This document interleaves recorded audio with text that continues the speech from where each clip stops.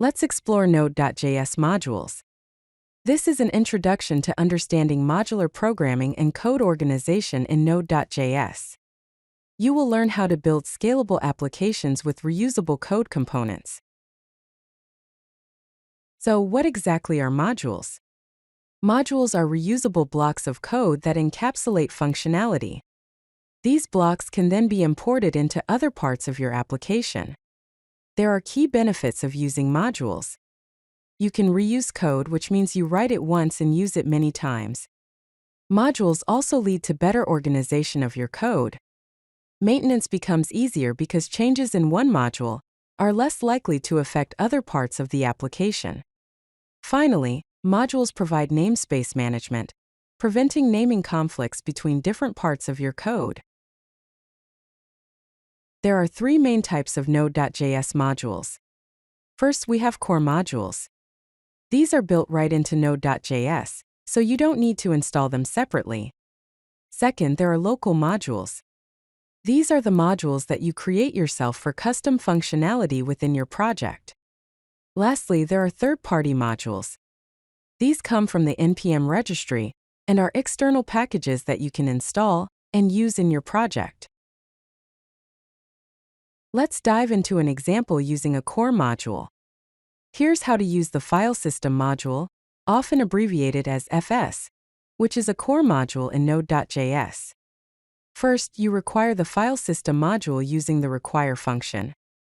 Then you can read a file synchronously using the readFileSync method, reading the content of file.txt.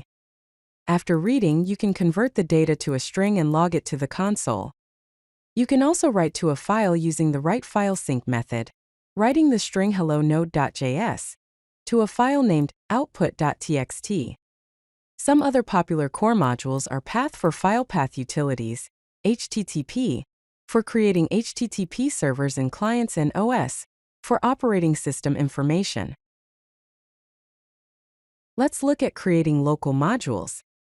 Imagine you have a file named math.js. Within this file, you define functions like add, which takes two arguments, a and b, and returns their sum. Similarly, there's a subtract function that returns the difference between a and b. To make these functions available outside this module, you export them using module.exports. Now let's see how to use this module in another file, say app.js. First, you require the math module using require./math. This imports the exported functions. Then you can use the add function like this, math.add53. The result, which is 8, will be stored in the result variable. When you log the result to the console, it will display 8. There are different ways to export modules in Node.js. One way is to export a single function.